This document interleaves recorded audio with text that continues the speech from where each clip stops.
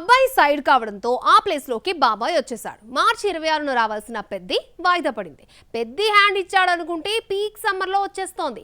అబ్బాయి పెద్ది, బాబాయ్ Ustaad Bhagat Singh release dates తో వచ్చేసారు. ఎవరు ఎప్పుడు వస్తున్నారో చూద్దామా?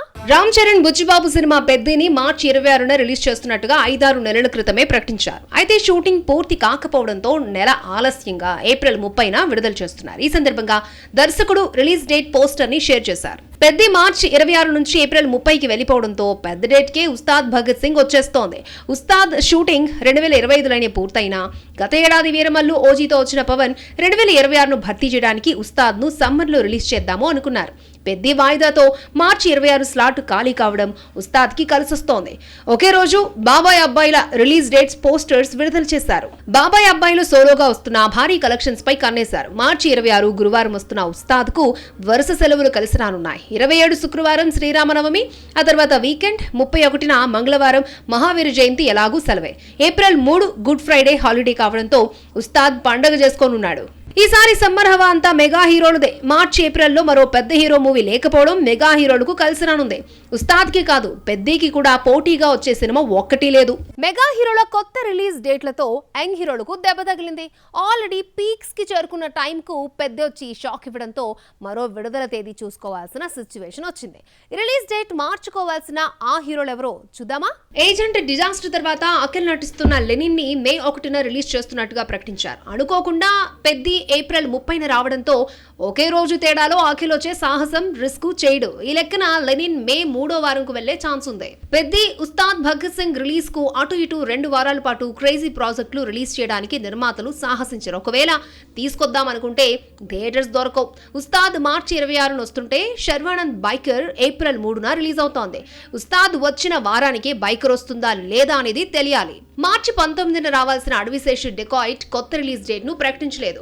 ఏప్రిల్ 10న వస్తుందన్న ప్రచారం జరుగుతున్నా అదే రోజు నిఖిల్ స్వయంభూ ఉంది. యంగ్ హీరోలు క్లాష్ అవుతారో లేదో చూడాలి. అడవిశేష్ మరొక మూవీ గూఢచారి 2 మే 1న రావాల్సిందే. ఏప్రిల్ 30న పెద్ది రాకతో గూఢచారి 2 వాయిదా తప్పదు. డెకాయిట్, గూఢచారి 2 రిలీజెస్ మధ్య మినిమం నెల రోజుల గ్యాప్ ఉండేలా జాగ్రత్త పడాలి. ఈ లెక్కన సమ్మర్ లోనే అడవిశేష్, నిఖిల్ ఈ 2 సినిమాలతో వస్తారన్న గ్యారంటీ తక్కువే. ఇలా మెగా రిలీజ్ డేట్స్ తో యంగ్ హీరోలు ఇబ్బంది పడుతున్నారు. ఇద్దరు స్టార్స్ ఒకే సినిమాలో ఉంటే ఎవరి క్యారెక్టర్ పవర్ఫుల్ గా ఉంటుంది, ఎవరిది లెంతీ రోల్ అంటూ చర్చ స్టార్ట్ అవుతుంది. అదే ఇద్దరు టాప్ డాన్సర్లు ఒకే సినిమాలో హీరోయిన్స్ గా ఉంటే ఎవరు బాగా డాన్స్ పర్ఫామ్ చేస్తారు, ఎవరు నెంబర్ 1 డాన్సరో తేలిపోతుందా? వాళ్ళెవరో చూద్దామా? సాయి పల్లవి టాప్ డాన్సరే కాదు, మంచి పెర్ఫార్మర్ కూడా. ఇక శ్రీలీల అయితే డాన్స్ ఇరకదీస్తుంది. ఇద్దరు కలిసి ధనుష్ మూవీలో హీరోయిన్స్ గా నటిస్తున్నారు. అమరన్ దర్శకుడు రాజ్ కుమార్ పెరియస్వామి ఈ చిత్రాన్ని డైరెక్ట్ చేస్తున్నాడు. వాస్తవ సంఘటనల ఆధారంగా ఇన్వెస్టిగేషన్ థ్రిల్లర్ గా ఈ సినిమా రూపొందుతోంది. 2018లో వచ్చిన మారీ 2 తర్వాత ధనుష్, సాయి పల్లవి రెండోసారి జతకడుతున్నారు. అలాగే అమరన్ హిట్ తర్వాత సాయి పల్లవి మరొకసారి పెరియస్వామి డైరెక్షన్ లో నటిస్తోంది. శ్రీలీల ఫస్ట్ టైం ధనుష్ తో నటిస్తోంది. టాప్ డాన్సర్స్ సాయి పల్లవి, శ్రీలీల ఒకే సినిమాలో ఉండడంతో రౌడీ బేబీలా అదిరిపోయే ఫాస్ట్ బీట్ సాంగ్ ఉంటుందని ఫ్యాన్స్ ఎక్స్పెక్ట్ చేస్తున్నారు. మధ్యలో ధనుష్ అటు ఇటు అదిరిపోయే డాన్సర్. ఈ ముగ్గురు మధ్య ఓ పాట ఉంటుందని, అది ఎలా ఉంటుందో ముందే ఫ్యాన్స్ ఊహించేసుకుంటున్నారు. ఇదే నిజమైతే సాయి పల్లవి, శ్రీలీల మధ్య గట్టి పోటీనే నడుస్తుంది. ఓ ఎనర్జెటిక్ సాంగ్ పెడితే మాత్రం సినిమాకు కావాల్సినంత హైప్ వస్తుంది. థియేటర్స్ లో సినిమా ఆడుతోంది, మంచి వసూలు సాధిస్తోంది. ఇంతలోనే ఓటీటీలోకి వచ్చేస్తోంది. సంక్రాంతి సినిమాలు వచ్చి ఇంకా నెల కూడా కాలేదు. 11న ఓటీటీలోకి వచ్చేస్తున్న ఆ సంక్రాంతి విన్నర్ ఎవరో చూద్దాం. సంక్రాంతి బరిలో జనవరి 12న రిలీజ్ అయిన మనశంకర్ వరప్రసాద్ 350 కోట్ల గ్రాస్ కలెక్ట్ చేసింది. పండగకొచ్చిన 5 సినిమాల్లో ఎక్కువ మందిని ఆకట్టుకుని కలెక్షన్స్ లో టాపర్ గా నిలిచింది. వీకెండ్, హాలిడేస్ వస్తే ఇప్పటికీ మంచి వసూలు రాబడుతున్న శంకరుడు 11న G5 లోకి వచ్చేస్తున్నాడు. గత ఆదివారం 1.5 కోటి షేర్ 3 కోట్ల గ్రాస్ రాబట్టింది. అయితే ముందుగా కుదుర్చుకున్న ఒప్పందం ప్రకారం రిలీజ్ అయిన 4 వారాలకి ఓటీటీలోకి వచ్చేస్తోంది. ఈ లెక్కన వచ్చే ఆదివారం తర్వాత సినిమాకొచ్చే కలెక్షన్స్ పెద్దగా ఉండవు. ఎంత వచ్చినా కమింగ్ సండే వరకే. సంక్రాంతికి వచ్చిన 5 సినిమాల్లో అన్నింటికంటే లేటుగా నారీ నారీ నడుము మురారి రిలీజ్ అయింది. అయితే ఇదే అన్నింటికంటే ముందుగా ఓటీటీలోకి వచ్చేసింది. 4న అమెజాన్ లో స్ట్రీమింగ్ అవ్వగా 1న ఆదివారం 41 లక్షల షేరు 80 లక్షల గ్రాస్ కలెక్ట్ చేసింది. ఇలా నారీ నారీ బాక్సాఫీస్ కలెక్షన్స్ కథ 4తో ముగిసింది. శర్వానంద్, సంయుక్త మీనన్, సాక్షి వద్య హీరోయిన్స్ గా, సామజవరగమన ఫేమ్ రామ్ అబ్బరాజు డైరెక్షన్ లో రూపొందిన నారీ నారీ నడుము మురారి 10 కోట్లకు థియేట్రికల్ బిజినెస్ జరుపుకుంటే ఇప్పటి వరకు 19 కోట్లు వచ్చింది. లాంగ్ రన్ లో 20 కోట్లు వస్తుందని అంచనా వేస్తే ఆ టార్గెట్ రీచ్ కాకుండానే రిలీజ్ అయిన 3 వారాలకి ఓటీటీలోకి వచ్చేస్తోంది. వారణాసి 2 పార్టులా లేదంటే ఒక పార్ట్తో వస్తోందా? సినిమాలో మహేష్ రాముడిగా ఎంతసేపు కనిపిస్తాడు? మైథలాజికల్ టచ్ ఉన్న ఈ సినిమాలో పాటలు, డాన్సులకు స్కోప్ ఉందా? రాజమౌళి మహేష్ను 6 నెలలు కష్టపెట్టి తీసింది 2 షాట్స్ అయినా? ఇలా చాలా ఇంట్రెస్టింగ్ విషయాలను వారణాసి టీం వెల్లడించింది. రాజమౌళి పాన్ ఇండియాను దాటేసి వారణాసితో పాన్ వరల్డ్ లోకి ఎంట్రీ ఇచ్చేశాడు. RRR తీసుకొచ్చిన ఆస్కార్ తో పాన్ వరల్డ్ ఇమేజ్ ను సొంతం చేసుకుని వారణాసిని పాన్ వరల్డ్ మూవీగా రిలీజ్ చేస్తున్నాడు. ఇందులో భాగంగా ఏకంగా హాలీవుడ్ మీడియాకు ఇంటర్వ్యూస్ ఇచ్చాడు. రాజమౌళి సపరేట్ గా ఒక ఛానల్ కు, మహేష్, ప్రియాంక చోప్రా, పృథ్వీరాజ్ సుకుమారన్ మరో ఛానల్ కు ఇచ్చిన ఇంటర్వ్యూలో టన్నుల కొద్దీ అప్డేట్స్ ఇచ్చారు.